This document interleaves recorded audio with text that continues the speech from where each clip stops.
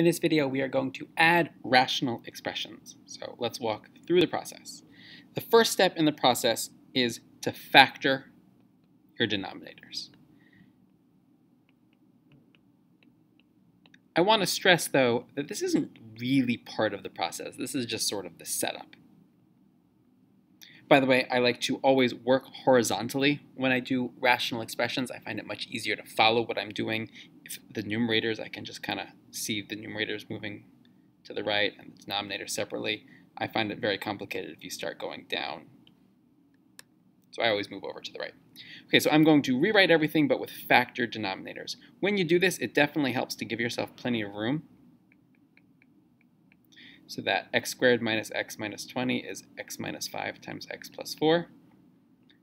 And 2 over x plus 4 we'll leave alone. That's step one. Really just preliminary step. We're not really up to step one yet. Step two is where it gets started. And I really want to stress how important it is to know why you're doing step two. So what we're going to do in step two, the way I like to say it, is I'm going to multiply by 1. Talk more about that in a minute. The reason is important too. To make a common denominator, that is part of the process, is understanding this step. To make a common denominator. So if we take a look at what we have in our expression right now, x over x minus 5 times x plus 4 plus 2 times x plus 4, if we compare our two denominators, we can see that they're not the same. What we need to do in order to add fractions is make the denominators be the same. You know this from way back when you added fractions in much younger grades. You know that you would have to multiply to make a common denominator. So in this case, we would make a common denominator of 6. And we would write that as 3, 6 plus 2, 6. Then we get an answer and everybody would be happy. We need to do the same thing with rational expressions too. We need x minus 5 times x plus 4 and x plus 4 to actually be the same thing, which means what we're missing is this extra x minus 5. I just need one here too. Okay, we can put one there. All we have to do to make that happen is multiply by x minus 5 in both the numerator and the denominator. And that's what I mean by multiplying by 1. As long as it's the same thing in the numerator and the denominator, we are multiplying by 1. Okay. That is step 2. Step 3, the next thing we're going to look at is trying to, now that we have the denominators common, we can actually put fractions together. That was the whole point of getting the 2/6 plus 3/6 earlier, is now that they have the same denominators, we can combine them into a single fraction and add the numerators. Well, we're going to do the same thing for rational expressions too. Now that our denominators are the same, we will combine the numerators together. And a note that combine means add or subtract. In this case, we're adding, but it certainly could be subtraction some other times. And so what I'm going to do is put them into a single numerator, x plus 2 times x minus 5 over the same denominator, x minus 5 times x plus 4. That's not quite good enough, so what I'm going to do is add a little bit more to this. I'm just going to say, and simplify. So in that numerator we have right now, it's x plus 2x minus 5. Well, we need to simplify that. We can't leave this multiplication here. We got to deal with that. So I will write that as x plus, this is key, I'm going to distribute the 2, x plus 2x minus 10 over x minus 5 times x plus 4. And then we can combine like terms, and that's 3x minus 10 over x minus 5 times x plus 4. Our next bit is often futile, but we will always try to factor and cancel. In this example, there is nothing that we can do to 3x minus 10 to factor, so that's really all we can do is leave it there. We just need to make sure to include our domain restrictions in our answer. and we're done. We'll take a look at one more of these, and a couple of different things happen in this one that's worth pointing out. Okay. We will walk through the process the same way, though. Start by factoring all of the denominators.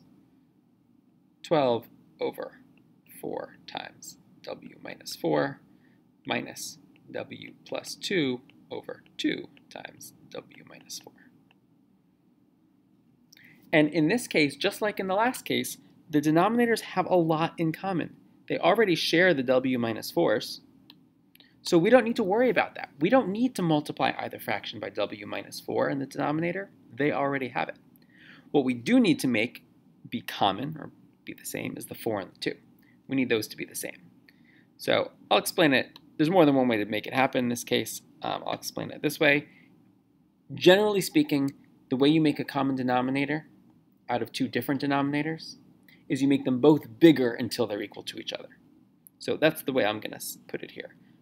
If I want to make a 2 become a 4, I need to multiply it by 2. So that's what I'll do. I'll multiply that second fraction by 2 over 2, because remember the wording of our directions, I have to multiply by 1 in order to make a common denominator. If that's what I did, I'm multiplying by 1. And now now that the denominators are the same, because this is 4 times w minus 4, now we can combine the numerators together. 12 minus 2 times w plus 2 over 4 times w minus 4. And it is worth pointing out a couple of things that I did here. First off, very important to note that this w plus 2, the entire thing needs to be multiplied by 2. So I do need to distribute that. That's number one. That's why I have the parentheses here. Number two, this minus sign is super important to notice. It's going to be a big deal now, and this is the way I choose to write it this way with all of the pieces together laid out like that, is so that I can see the negative 2 that has to be distributed, and I remember to distribute the negative. It is very, very easy to forget about distributing the negative if I would have looked at this as 12 minus 2w plus 4. If I would have done it this way, it's certainly not incorrect, but it's so easy to forget to subtract that 4. And that's why I like putting everything into one giant numerator first and then simplifying. 12 minus 2w minus 4 because of the negative distributing. And I can combine those like terms, 8 minus 2w over 4 times w minus 4. And so we've done all of the combining that we can. Now what we're going to look for is that last step, which didn't happen in the last example, but we'll try it now.